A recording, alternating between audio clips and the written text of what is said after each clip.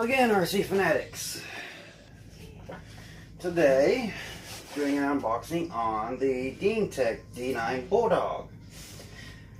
I believe I have spoken about this in some other videos. But first off, I'm going to say, kids, don't smoke, it's bad for your health. I got started at a young age and I'm still trying to quit. I've slowed down quite a bit, but that's no excuse. But the D9 Bulldog. I'll put a picture up here of what it looks like when it's complete, but this is a kit. The Big Squid RC has been quoted as saying this is one of the most complicated on-road kits ever. So, to show that, where did my scissors go? Right there. I'm going to unbox it. First we need to open it. This came from Hong Kong. I ordered this on the 31st. It is now on the 31st of October. It is now the 4th of November. I paid $35 shipping.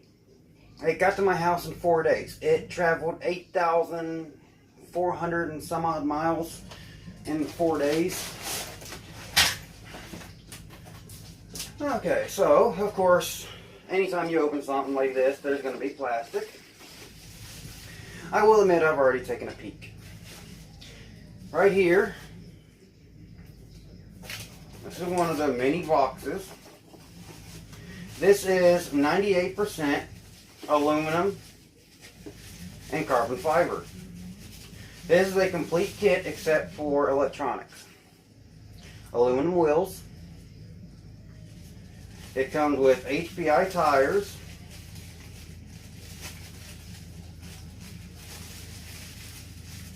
HPI drift tires. The system I'm going to put in this is going to be a Tekin, I believe it's the RSX Gen 2. And a Redline 13.5 turn motor. Let's get this out of the way, all this plastic. Here are the drift wheels. These are HPIs. I didn't know this, but it actually comes with a body. In the description, it doesn't say anything about coming with a body. RC Tanks and Trucks 24/7 did a build on this.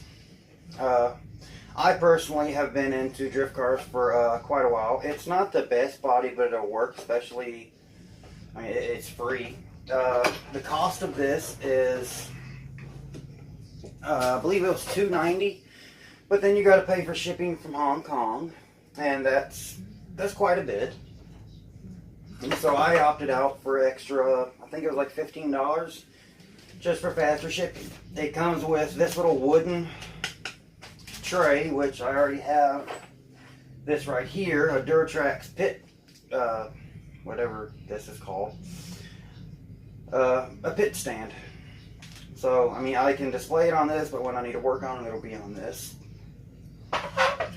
But there's nothing, honestly, to really look at except parts. And that's what I'm going to start getting to. The reason why this is one of, there's never been an RC car like this out in the RC market. It actually has McPherson struts. It's weight realistic.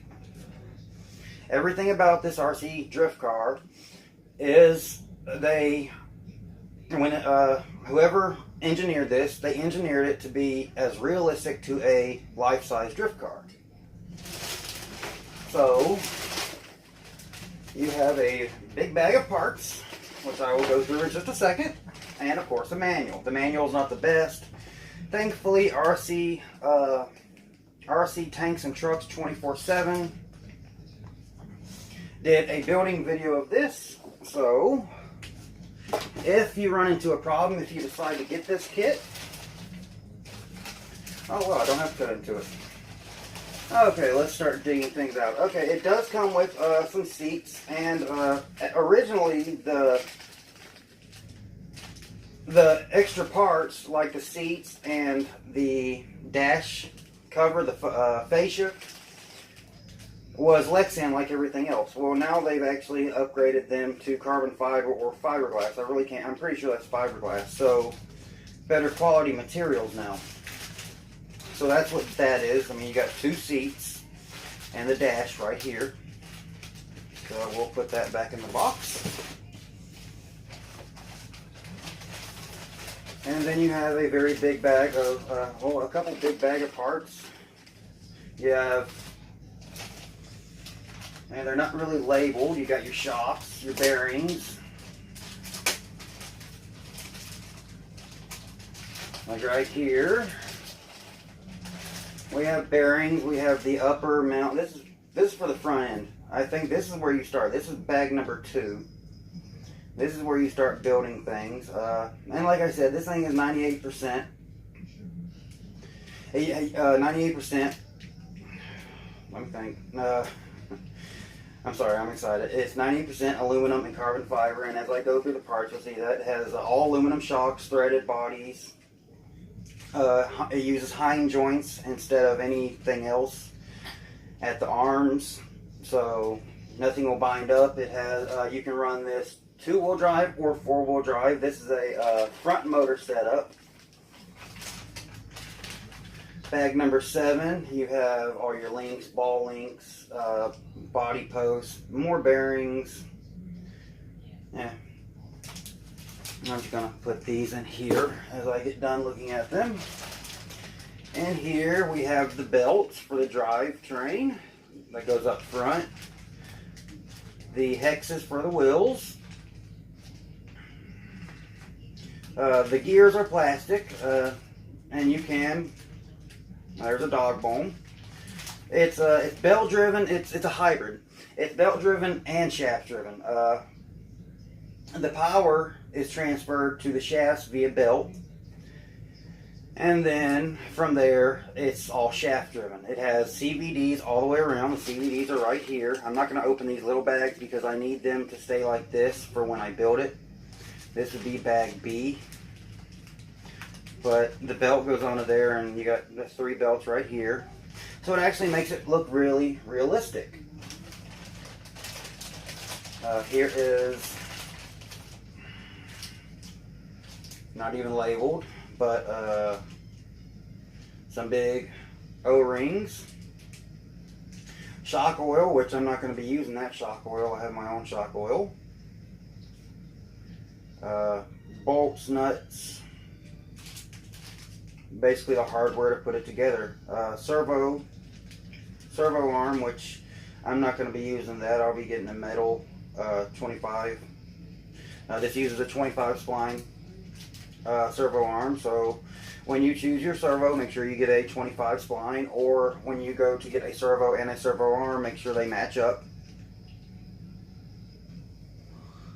Put this away. Comes with, like I said, shock oil, but I'm not going to be using that. I have a TLR shock oil, everything from 5 weight to 100 weight, and from 5 to 10 to 15 to 20 to 20, and basically in 5 increments. Bag number 3, bearings, hinge joints, ball joints, more hardware, just stuff to put it together.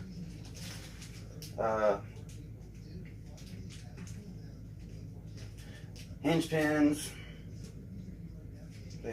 This is not, if you're young getting into this, don't try to tackle something like this. Admittedly, this is my first 10th scale build, but my first 5th scale build was actually my Baja. So, I mean, 5th scale to this, I mean, 5th scales have a lot of parts, very big parts. Number 6 is nothing but links, a few more ball joints, and a lot of hardware. And a few ball joints right there. Bag number 1, and this is where you start. Shocks. These are the rear shocks, because the front shocks are actually upside down for that McPherson strut setup.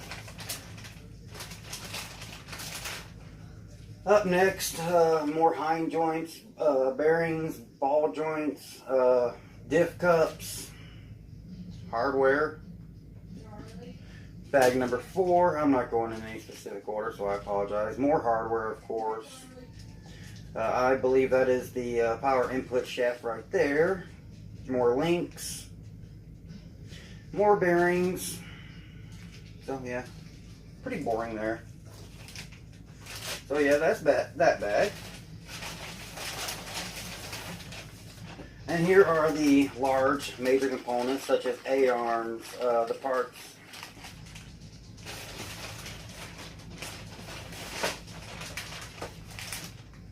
Like right there.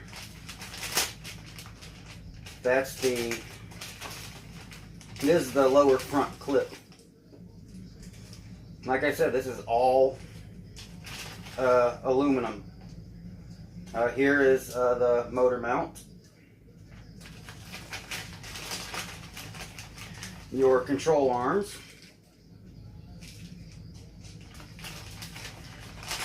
So yeah, it's, as you see, there are a lot of parts. So if you want to get into this kit, definitely do not start with this. It may look very fun, but from what I've read, from what I've watched, the directions aren't the greatest. At the very, it's like there's pages that are missing at the end of the manual. And then we come to these parts. This is the carbon fiber, the bottom tray. You basically put this together in 3 parts. You put the front together, you put the back together, and then you put the middle together, and then you bolt them all up. As of right now, there isn't a lot of aftermarket support. Parts are available. Bang good and stuff like that. People have been given these to show them off when they first came out. The body that comes with it, from what I've read and watched, it's not Lexan, it's more of a PVC. It's a Toyota Corolla, so very fitting for a drift car. I guess you could make this into a tourer, but honestly, I have touring cars. I really wanted a competition drift car. I have competition touring cars, both electric and nitro, so yeah. Again, tires and wheels. Just gonna put everything back in the box, and I'll show basically it just starts with, this too. And I'll take pictures as I get things done. Funny thing about this is it doesn't have enclosed diffs. The ring gear and the pinion are actually, well, crown gear, as people would call it. They are actually exposed. And this is not for outside. This is for indoor drifting, which is what I personally do. So for like this right here, you start building the front. Well, first you build the rear shocks, then you build the front shocks and put them onto their steering mount. And then you get out the bell crank, start putting it together. Then you get out the control arms, start putting them together, all the parts that go with it. Then you start putting the entire powertrain together, and this really shows how complex this is. And then you put the diff together. You put it. This has a one-way diff up front and a spool in the rear, so it is a competition drift car. This is really going to be fun to build. And like I said, you can see right here, a motor is going to go right here. And you can see the motor mount is actually carbon fiber. And it says what to use for each part. But even then, you may want to be careful. If you're not sure, go to RC Tanks and Trucks, watch the videos. I mean, honestly, if you have someone walking you through it, which RC Tanks and Trucks, that will help a lot. For people who have never done a kit. I've done kits before. I have a Tamiya high lift being sent to me from a friend. It's actually his boss's, and my friend already has 2 cars that he's building, so he's sort of behind and he needs somebody to help him. Well, he's one of my good friends, even though he lives out of state. He's the guy who has sent me 3 cars in lieu of payment, and I always paid them. We became good friends.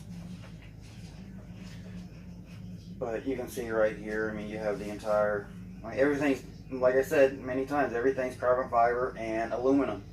The only plastic parts are the links, the ball links, I think that's about it. The body posts, of course, but I'm not going to be using these body posts. I'm actually going to be using magnetic body posts. But it walks you through it, I guess. I mean, it doesn't have any wording. It basically just shows you, okay, this goes here, this goes there. And it says use bag, use this bag, use parts, all this stuff. And as I said, you basically you build the back onto the main chassis, and then you bolt the front end on. Because first you would see that you build the front end, and then you start building things onto the main deck, and then you start putting everything onto the main deck, and you start building up the front of it.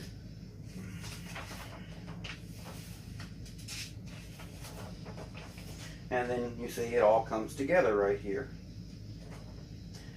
And like I said, it's actually, I think they actually did a better job than this also is called the Fijon FJ9, Fijon FJ9. You can get it as well. The reason I wanted this one is DeanTech was the people who originally created this.